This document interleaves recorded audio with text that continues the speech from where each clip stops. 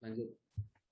Pertemuan perdana untuk Zoom meeting ataupun meeting leader meeting dan fellowship dari GMKS se-Indonesia. Sudah hadir dari beberapa bagian negara kita, timur, barat, utara, selatan.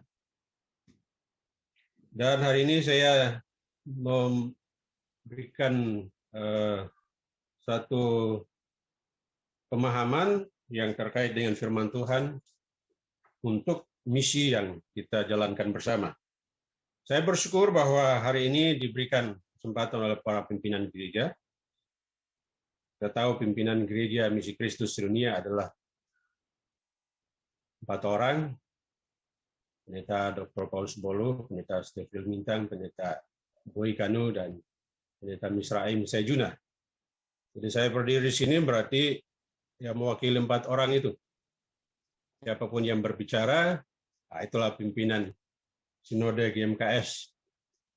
Dan sebuah kesempatan kita berada dalam organisasi yang baru disatukan dalam sebuah visi yang tentunya tidak terlepas daripada misi Kristus. Karena itu saya ingin supaya kita renungkan bersama sebuah ayat yang saya akan baca. Tapi ya sebelumnya saya merasa terharu dan bangga. Saya berkata Tuhan ini luar biasa. Bahwa Tuhan membuat suatu indah dalam karya yang besar, mempersatukan kita dari berbagai macam latar belakang, suku, bahasa, pendidikan, pelayanan, dan menyatu dalam GMKS. Leader kita atau pemimpin acara kita adalah Evangelis Randi Lapian. Ketika beliau mulai membuat pernyataan untuk memulai ibadah, tanpa terasa air mata saya mengalir. Jadi saya tutup sebentar untuk menghilangkan kondisi ini. Jadi saya lap-lap dulu, tapi belum bisa selesai itu. Saya ingat satu pernyataan seorang, tapi saya lupa siapa namanya. Dia bilang, kalau kita menangis untuk diri sendiri adalah sebuah kelemahan. Tetapi ketika air mata kita jatuh, menangis untuk orang lain adalah sebuah kekuatan. Wah, ini saya bilang ini luar biasa ini. Karena ini saya berada di belakang lapangan di mana kami buat KKR pertama dengan Evangelis Randi Lapian. Dan berdoa bahwa Tuhan akan membawa visi menyatukan dengan banyak orang untuk gebrakan besar dalam misi Kristus sedunia. Dan itu terlupakan dalam 16 tahun yang silam. Tapi Tuhan munculkan tepat pada waktunya dan kita berada bersama-sama. Ya termasuk Dr. Paulus Bolo bukan baru saya kenal. Pergerakan misi Kalimantan Barat ada, Pak Stefil Mintang juga datang, Pak Boy Kanu juga datang di Kalimantan, kemudian menyatu dalam visi. Pak Dr. Nuban itu sudah lama waktu masih melanglang buana, saya kenal juga. Jadi artinya bahwa pekerjaan Tuhan untuk menempatkan kita dalam sebuah wadah yang kita cintai dalam GMKS dan kita bentuk adalah sebuah kesempatan di mana kita dapat mengaktualisasikan diri sebagai pemberita Injil atau sebagai saksi atau maturos. Sehingga kita dapat melaksanakannya dalam kehidupan kita setiap waktu. Jadi terkait dengan misi Kristus sedunia, maka saya ingin kita membaca satu bagian firman Tuhan dari Injil Lukas. Injil ini sudah dibaca berulang-ulang barangkali, tapi saya ingin mengingatkan kepada kita untuk renungan pada hari ini. Injil Lukas 24, ayat 45 sampai 48.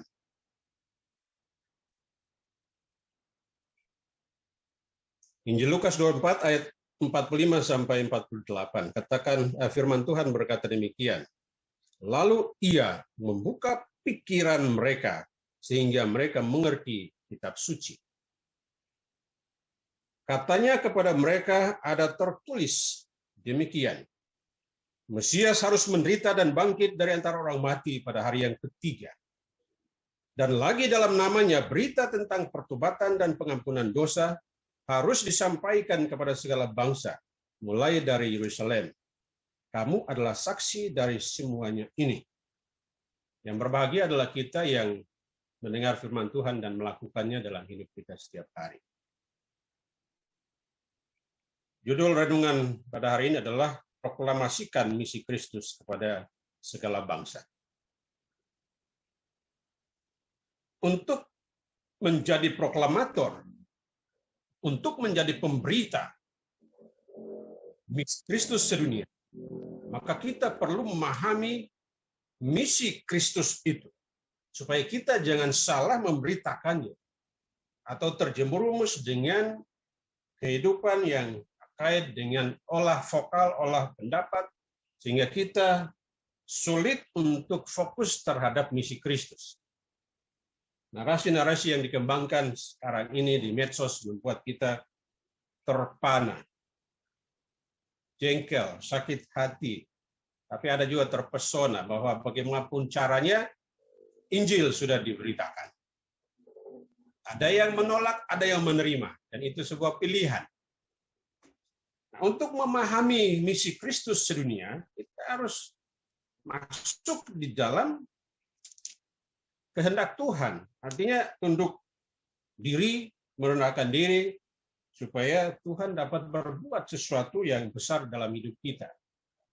Dari 4 ayat ini saya akan membangun 4 garis besar khotbah, tapi saya fokus saja di 2 garis besar terakhir. Ya, dari ayat 45 ada 1 garis besar, 46 ada 1 garis besar, 47 ada 1 garis besar, dan 48 ada 1 garis besar. Tapi saya fokus di 47 dan 48. Tapi saya menyatakan bahwa kita perlu memahami misi Kristus kepada dunia. Yang pertama, bahwa Tuhan memahami bahwa Tuhan yang mampu membuka pikiran kita untuk memahami dan mengerti misinya terhadap segala bangsa di dunia ini. Ayat 45. Kita harus tunduk pada otoritas Tuhan untuk masuk dalam kebenaran Tuhan, memahami sungguh-sungguh terhadap misi Kristus sedunia. Mengerti secara benar bahwa Mesias harus menderita, ayat 46. Jadi kita harus mengakui bahwa Yesus itu memang lahir, kemudian menderita mati di kayu salib, dan bangkit pada hari yang ketiga, sekarang sudah naik ke surga, dan sekarang ini sedang siap untuk kembali. Itu Injil. Ya, kita tidak potong-potong, karena banyak juga yang memotong-potongnya. Kita harus memahami bahwa ada pengampunan, ada remisi yang besar, remisi yang handal, remisi yang kekal dalam nama Yesus. Ayat 47. Kemudian kita harus siap atau memahami bahwa kita diperintahkan untuk memberitakan pertobatan dan pengampunan dosa pada segala bangsa. Kemudian yang terakhir adalah kamu adalah saksi dari semuanya ini. Nah, kalau kita siap untuk masuk ke dalam misi Kristus atau ikut di dalam memberitakan, memproklamirkan misi Kristus, maka kita harus siap diajar. Jangan kita mempertahankan diri, oh saya sudah bergelar, saya sudah berpengalaman puluhan tahun dalam pelayanan, tidak perlu lagi diajar. Itu salah. Kita harus tunduk, siapapun dia yang mengajar firman Tuhan, kita harus merendahkan diri untuk memahaminya. Nah, saya mulai dari ayat 48 supaya mundur. Biasa hal-hal yang urgent itu hitungan mundur. 10, 9, 8, 7, dan seterusnya. Kalau hitung naik, itu tidak akan berakhir karena angkanya sampai berapa. Tapi kalau itu mundur, cepat. Jadi saya hitung mundur mulai dari 48. Kita memahami misi Kristus dalam konteks sebagai saksi. Kita dikatakan sebagai saksi. Kamu adalah saksi, kata firman Tuhan dalam 48. Kamu adalah saksi dari semuanya ini. Semua yang mana tentang peristiwa-peristiwa bersejarah di mana Yesus dinubuatkan, mereka mendengarkan bahwa dia akan lahir di Bethlehem dan seterusnya.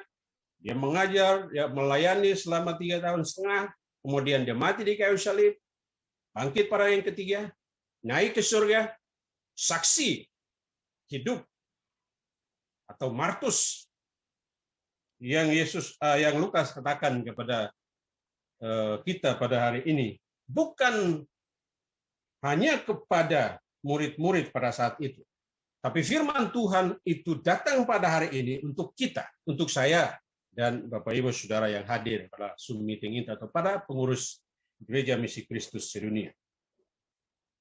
Murid-muridnya memang adalah saksi mata, saksi sejarah. Dan kita sendiri bukan saksi mata. Tetapi Tuhan ingin supaya kita menempatkan diri dalam pernyataan Kristus bahwa kamu adalah saksi. Ya, kita bisa juga menjadi saksi ahli karena kita belajar teologi. Kita belajar firman Tuhan. Ada yang di antara kita sekarang yang memiliki gelar khusus belajar teologi. Dari S1, S2, S3. Itu artinya bahwa kita menjadi saksi ahli dari peristiwa-peristiwa sejarah, peristiwa-peristiwa hukum, peristiwa-peristiwa etis yang terkait dengan pribadi Kristus, yang adalah Mesias yang diurapi Tuhan, harus menderita, mati dan bangkit. Karena memang ini penting untuk kita pahami diri kita sebagai saksi dari semuanya. Memang bukan saksi mata, tapi kita bisa menjadi saksi ahli dalam masalah-masalah teologi, dalam masalah-masalah doktrin, dalam masalah-masalah pengajaran, dalam masalah etika, dalam masalah hukum. Kita bisa menjadi saksi ahli karena kita belajar Alkitab. Kita memiliki gelar, kita memiliki ijazah, kita memiliki sertifikat.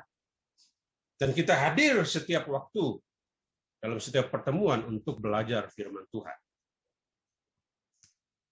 Ketika Injil Lukas mengutip perkataan Kristus atau firman Tuhan katakan bahwa kamu adalah saksi, berarti itu menyatakan sebuah pernyataan yang faktual yang harus kita pahami bahwa ini bukan tergantung perasaan kita. Ini bukan tergantung pada keabsahan di mana gereja menyatakan atau membuat satu acara peneguhan. Bukan. Tetapi ini karena Yesus menyatakannya kepada kita. Kamu layak menjadi saksiku. Karena kamu tahu dan memahami semuanya. Harus berjalan di dalam aturan main yang berlaku. Saksi atau martus. Ada 3 unsur penting yang terkait dengan kedudukan seorang saksi. Yaitu dalam pengertian hukum, dalam pengertian sejarah, dalam pengertian etis. 3 kategori ini harus dimiliki oleh seorang saksi.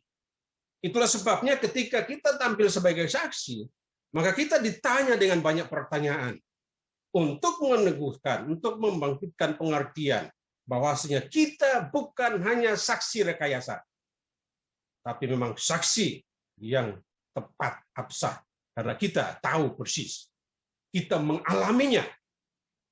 Sejarah terkait dengan pengalaman hidup kita, yang kita melihat dulu sejarah kematian Kristus itu sudah selesai, tertulis dalam firman Tuhan, tertulis dalam Alkitab. Tetapi kita bisa menjadi saksi sejarah karena kita pengalaman dengan Kristus dalam pengalaman hidup sendiri, dalam pelayanan kita. Dan ini yang Yesus tekankan kepada kita, kamu adalah saksi dari semuanya itu. Jadi apabila Tuhan katakan beritakan itu, proklamirkan itu, wartakan itu, khotbahkan itu, maka kita harus segera melakukannya. Jangan kita berdiam diri. tetapi harus bicara, membuka suara untuk membuka voice kita untuk didengarkan orang lain. Jangan menunggu, jangan wait and see. Tetapi kita harus bertindak, kita harus action. Pandemi itu jangan membuat kita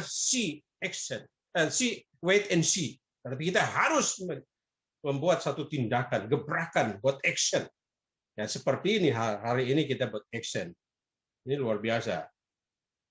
Menyatukan kita untuk memahami misi Tuhan. Jangan berdiam diri. Dan jangan juga menunggu waktu. Karena kesempatan Tuhan tidak akan kembalikan kepada kita. Waktu. Dan dua kategori waktu, kronos dan kairos. Waktu kronos kita menjumpainya bisa 1 hari ke depan, bisa bulan depan, atau 2 tahun depan, 10 tahun depan. Tapi waktu kairos tidak akan kembali. Jadi kita harus bergerak cepat, bertindak. Jangan menunggu. Kalau Tuhan katakan bahwa harus diproklamirkan, beritakan ini, maka jangan ditutupi. Jangan dibungkus berita ini kemudian kita nikmati sendiri. Tetapi kita perlu perdengarkan. Kita perlu katakan. Kita perlu sampaikan kepada segala bangsa. Karena segala bangsa yang dinyatakan dalam Injil Lukas itu adalah etnos. Dari kata Yunani etnos. Yang artinya ras atau suku-suku. Manusia perorangan. Bukan negara. Etnos. Jadi kita harus terjun, kita harus bertindak untuk menyampaikan berita itu kepada orang pribadi, lepas pribadi. Dimulai dari mana? Yerusalem, kata Tuhan. Karena Yerusalem adalah pusat dasar berdirinya gereja. Yerusalem adalah teologia awal mula-mula gereja, kasih mula-mula gereja. Dari sisi geografis dimulainya dari Yerusalem, karena disitulah tempat sejarah di mana Kristus mati dan bangkit. Tempat sejarah di mana Kristus naik ke surga. Dan tempat sejarah di mana Yesus menubuatkan dia akan kembali dari tempatnya untuk masuk ke bumi ini melalui Yerusalem. Sama sekarang ini adalah Bukit Zaitun. Yang dia berjanji bahwa menyatakan melalui malaikat-malaikat bahwa dia akan datang kembali dengan cara yang demikian. Ketika murid-murid menatap dia naik ke surga. Dan ini yang perlu kita pahami benar-benar. Sasarannya memang jelas. Sasaran misi Kristus jelas. Adalah etnos, nation, bangsa, people. Kalau bisa tafsirkan mulai dari ya orang-orang dekat dengan kita, itu Yerusalem boleh, silahkan saja. Tapi maksud Yerusalem di situ adalah di mana secara geografis dimulai dari Yerusalem sampai kepada Indonesia. Dan mulai dari Indonesia harus dibuat gebrakan sampai ke ujung bumi. Yerusalem, Samaria, Yudea, Samaria, sampai ke ujung bumi. Ya, tentu dalam sejarah penelitian para ahli bahwa Injil belum didengarkan oleh suku-suku yang masih banyak suku yang belum mendengarkan Injil. Dan kalau perkiraannya 5.000 suku di dunia dengan negara kurang lebih 237 negara, maka di Indonesia menempati urutan yang tertinggi dalam jumlah sukunya, yang kurang lebih 1.000 suku. Maka kita ada kesempatan untuk bergerak, menyampaikan, memproklamirkan berita pengampunan ini kepada segala etnos. Jadi sasaran ini perlu kita kaji bahwa etnos atau suku, ras ini bukan berbicara tentang orang Yahudi, tetapi khususnya kepada orang-orang non-Yahudi. Maka ketika Rasul Paulus menerima wahyu, dia katakan dalam Roma pasal 1, aku berhutang kepada orang-orang yang belum mendengar Injil. Artinya bahwa suku ini harus dijangkau. Injil harus disampaikan kepada segala suku. Jadi sasarannya bukan kepada orang Yahudi, tetapi non-Yahudi yang disebutkan sebagai orang-orang kafir karena dia tidak percaya Tuhan, ya, sebagai bangsa-bangsa lain dan orang-orang lain yang bukan dalam struktur turunan suku Yahudi dari 12 suku itu, tetapi suku-suku di luar daripada 12 itu. Jadi sangat salah, sangat keliru jika ada orang berpendapat. Sangat keliru dan sangat salah jika ada orang yang menafsir bahwa Yesus adalah juru selamat bagi orang Yahudi saja. Amin. Karena Yesus adalah juru selamat bagi bangsa-bangsa. Nah, kata Yunani keruso atau proklamirkan ini berarti diumumkan secara terbuka, diperdengarkan kepada orang-orang lain, di khalayak umum atau publik. Jadi kata ini memberikan satu pernyataan tentang proklamasi yang harus didengarkan oleh semua orang. Kata keruso ini menurut Strong dia terjemahkannya dengan kalimat merupakan tindakan untuk mengabarkan atau sebagai seruan publik, terutama kebenaran ilahi atau Injil. Berkhotbah, menawarkan, menerbitkan. Jadi kata ini menegaskan tentang sebuah keputusan yang telah ditetapkan. Sebuah keabsahan, sebuah urgensi.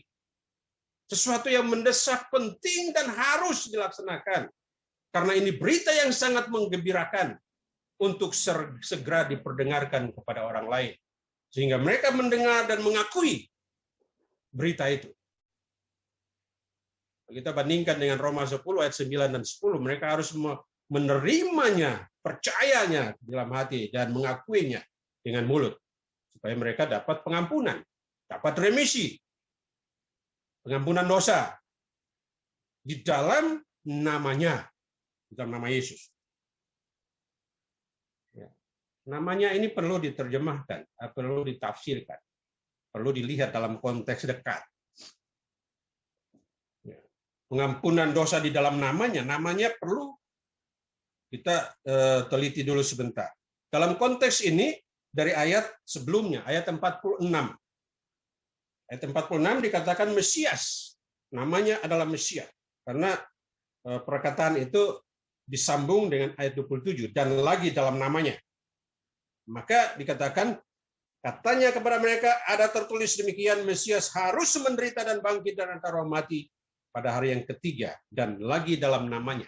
Itu artinya bahwa dalam namanya yang dimaksud itu adalah Mesias, yang dituliskan dalam ayat 46. Itu tafsiran dekat. Yang di dalam konteks itu juga diterjemahkan,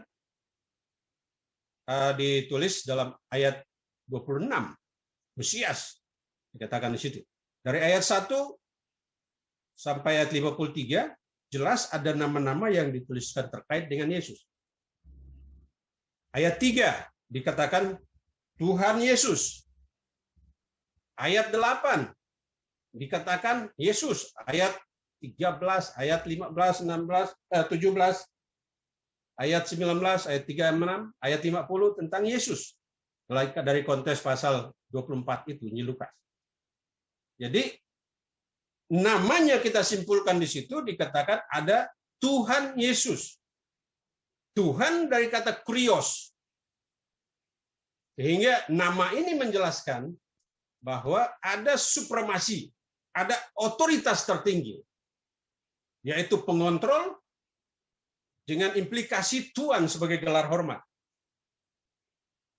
Atau disebutkan juga dengan God atau Allah, atau Lord atau Tuhan, Master atau Tuhan dalam huruf kecil, dan Shir dari T-nya besar.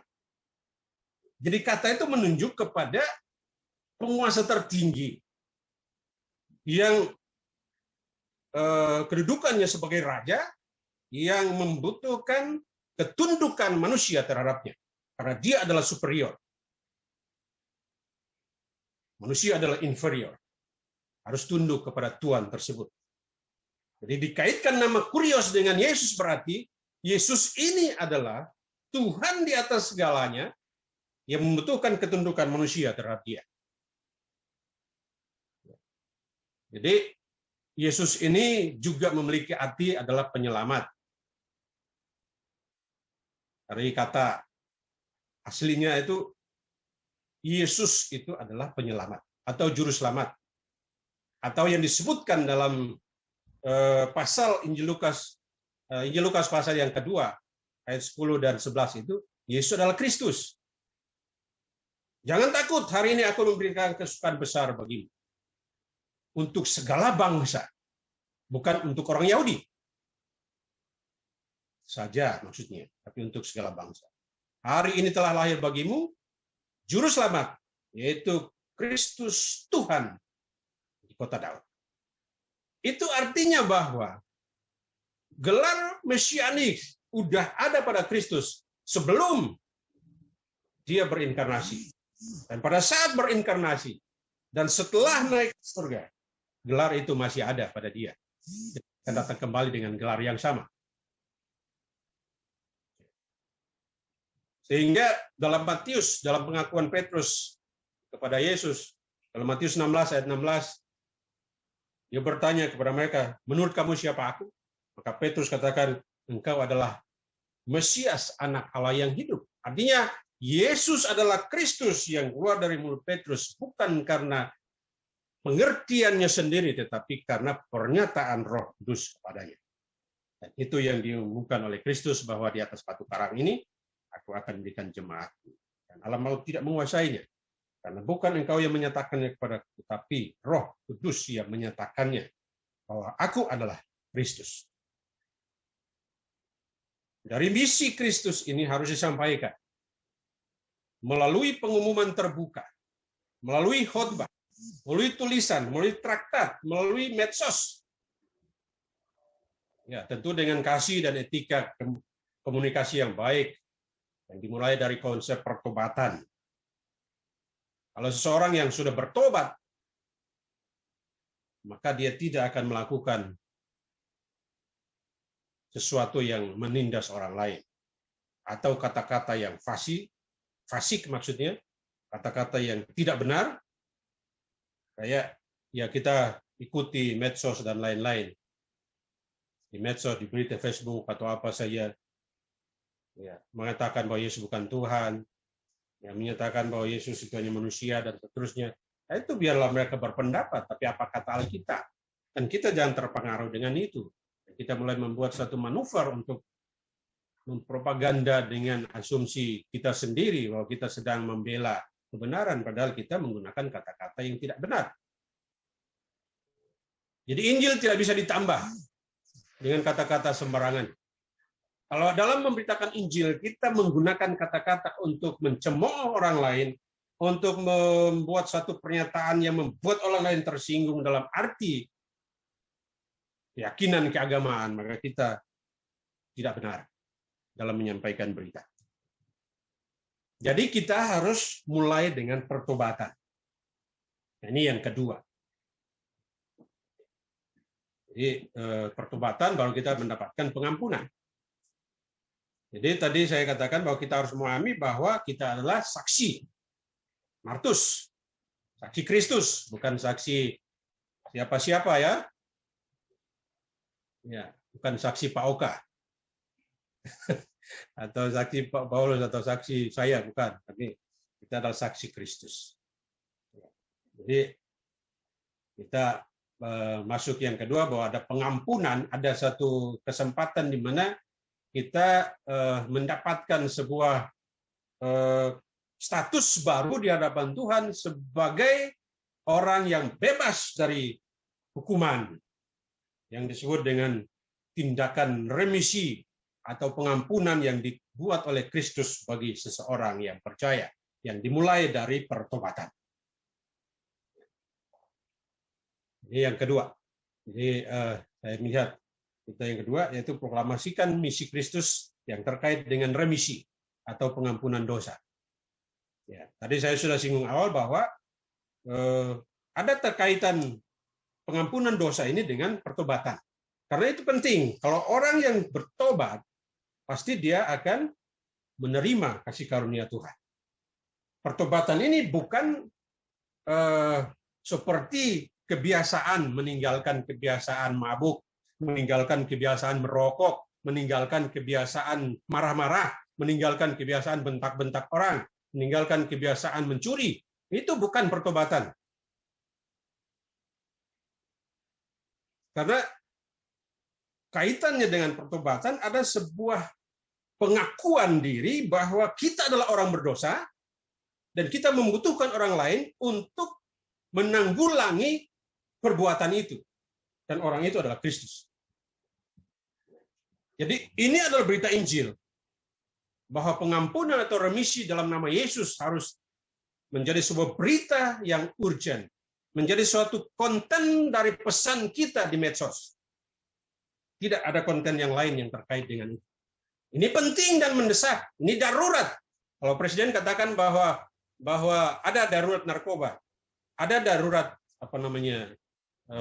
COVID, maka kita katakan bahwa remisi, pengampunan dosa adalah berita darurat yang harus disampaikan segera mungkin. Mengapa?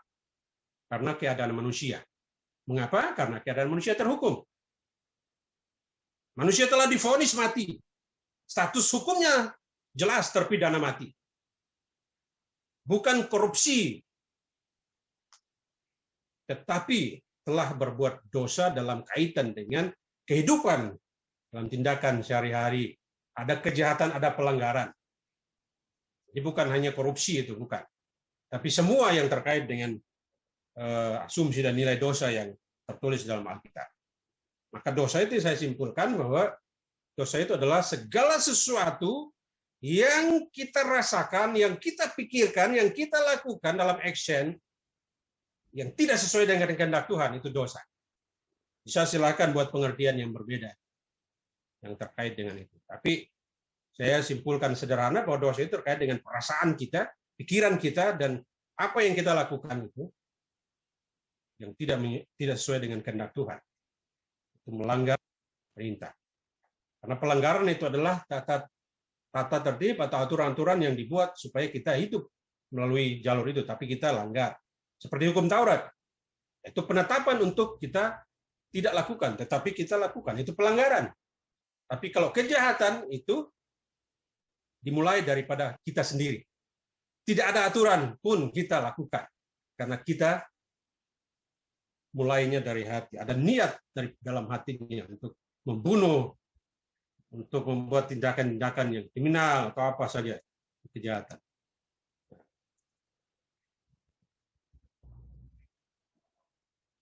Jadi pengampunan dosa ini dimulai dari pertobatan atau metanoia, itu kata Yunani. Metanoia dia biasanya itu dikaitkan dengan perubahan pola pikir yang melibatkan hati.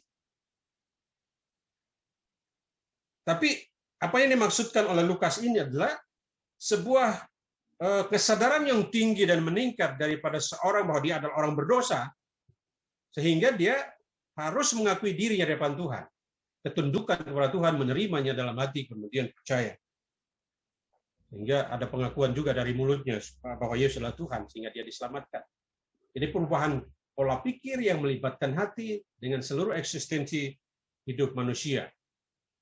Pikiran, perasaan, dan kehendak. Untuk berbalik kepada Tuhan. Yang tadinya arah timur, dia arah barat. Yang tadinya menuju dosa, kejahatan, pada maut, sekarang dia menuju kepada kebenaran dan kekudusan, menuju kepada terang hidup yang ada pada Kristus. Jadi kesimpulan pengampunan dosa atau dosa itu ada terkait dengan pelanggaran dan kejahatan. Jadi sanksi hukumnya sudah jelas, mati atau maut kata Alkitab. Diumumkan berdasarkan surat keputusan majelis hakim. Dan majelis hakim tunggal adalah Kristus. Adalah Tuhan sendiri mengumumkan bahwa kita telah berdosa dan dihukum mati. Tidak ada orang yang dapat mengeluarkan kita daripada status itu. Tidak ada orang yang dapat membebaskan kita dari tuntutan hukum. Apapun, model apapun, pendekatan apapun tidak bisa mengeluarkan kita daripada status kita. Memang dosa telah ada sebelum hukum Taurat ada. Dosa ada di dunia sebelum hukum Taurat ada. Seperti Roma pasal 5 ayat 13. Tetapi dosa itu tidak diperhitungkan karena belum adanya hukum Taurat menjadi ukuran patokan untuk melihat dosa atau tidak. Nah, sekarang itu hukum Taurat sudah ada. Maka Alkitab sudah jelas ada di depan kita. Ada yang bawa kemana-mana. Ada di dalam Android, ada di dalam percetakan, kita bawa. Nah, itu menjadi ukuran terhadap dosa kita. Dan jelas kita juga divonis dalam Roma 3:23. Karena manusia telah berbuat dosa dan telah kehilangan kemuliaan Allah. Sehingga penegasan Roma 6 ayat 23, upah dosa ialah maut. Nah, kematian kekal itu tidak bisa dihindari dan tidak bisa diatasi oleh orang lain. Kecuali harus tunduk menerima Injil. Ini misi Kristus. Harus tunduk menerima pengampunan dalam nama Yesus. Inilah misi Kristus. Ada pertobatan, pengampunan dosa adalah misi Kristus yang harus kita lakukan. Konsistensi misi Kristus dilakukan oleh Yesus sendiri. Pertama kali ia melayani di bumi, di mana setelah pencobaan di padang gurun. Matius pasal 4 menjelaskan bahwa dia masuk ke tanah Sibolon, tanah Naftali, di Galilea, bukan orang Yahudi. Tapi dia masuk ke sana untuk apa? Memberitakan Injil. Dan pada hari itu juga Yesus memberitakan bahwa bertobatlah karena kerajaan sorga sudah dekat. Ya. Pasal 4 ayat 17, sejak waktu itulah Yesus memberitakan bertobatlah sebab kerajaan sorga sudah dekat. Ayat 15 ayat 16 dalam Injil Lukas pasal 4 menjelaskan kepada kita bahwa Yesus datang bukan untuk orang Yahudi, tapi dia datang untuk segala bangsa. Itu sebabnya berita pertobatan pertama kali dia bawa kemana? Bangsa-bangsa lain yang bukan bangsa pilihan. Karena itu kondisinya sangat parah. Sehingga dia ingin supaya kita mendapatkan remisi daripada Tuhan. Dari karyanya di kayu salib kita mendapatkan. Jadi Bapak Ibu Saudara yang kasih dalam Tuhan, inilah misi Kristus harus disampaikan, yaitu pertobatan dan pengampunan dosa. Di dalam nama Yesus. Karena Yesus adalah Kristus, Mesias yang menderita dan mati, bangkit bagi kita. Mengampuni dosa kita secara kekal. Ini berita yang harus disampaikan melalui berbagai macam cara. Pengumuman secara terbuka, khotbah, tulisan, traktat, medsos, ya tentunya semua yang terkait dengan alat peraga untuk memberitakan berita pengampunan ini kepada orang lain. Tapi tentu kita harus melakukannya berdasarkan hati yang penuh dengan kasih. Bagaimana kita menjelekkan orang? Bagaimana kita menjelekkan agama orang lain, kemudian kita katakan, percaya kepada Yesus saya, Tuhan saya juru selamat. Nonsen, itu tak akan terjadi. Itu kemunafikan yang sedang terjadi pada arogansi orang-orang yang tidak mengetahui firman Allah. Kalau kita mau memberitakan Injil, sampaikan dengan hati yang tulus ikhlas. Tidak ada embel-embel yang ada di dalamnya. Kita mencaci maki orang, kemudian kita memberitakan Injil, itu tidak akan jadi.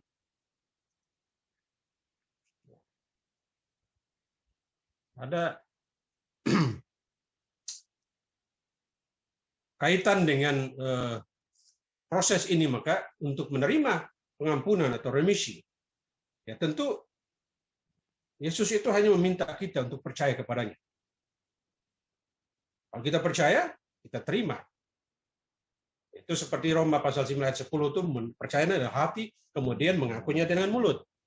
Kalau remisi yang bisa diberikan oleh negara-negara, termasuk Indonesia, terhadap seorang narapidana adalah diberikan dengan ketentuan atau syarat yang berlaku. Yang pertama, orang itu harus memiliki sikap atau berkelakuan baik selama menjalani status hukum di penjara. Yang kedua, dia harus telah menjalani hukuman selama 6 bulan. Yang ketiga, mengikuti pembinaan karakter di LP. Baru diajukan kepada Presiden supaya meminta pengampunan atau remisi, pengurangan masa tahanan, masa penjara, masa hukuman maksudnya. Tapi Tuhan itu tidak memberikan pengurangan masa hukuman, dia memberikan remisi secara total. Jadi ini sebuah kesempatan kita dapat memahami misi Kristus, karena kita sudah menerimanya, maka kita menjalankannya dengan baik.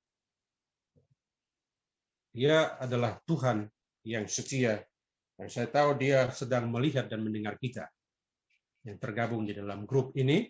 Mari kita menanggapi, merespon dengan hati yang terbuka, supaya firman Tuhan itu bisa memiliki tempat di hati kita. Kalau kita terima dengan emosi, ya mungkin kita terima, oh latar belakang Pak Misraim begini, oh gayanya begini, oh firman Tuhan mentok, nggak masuk ke hati kita. Ya. Yang kita mau dengar kata-kata Pak Misraim atau firman Tuhan? Firman Tuhan yang harus kita dengar. Ya, kita tidak perlu membatasi diri kita dengan satu sikap seseorang sehingga firman Tuhan mental. Jadi jangan sampai kita akhirnya terjerumus di dalam fenomena hidup seperti itu. Jadi terima kasih banyak.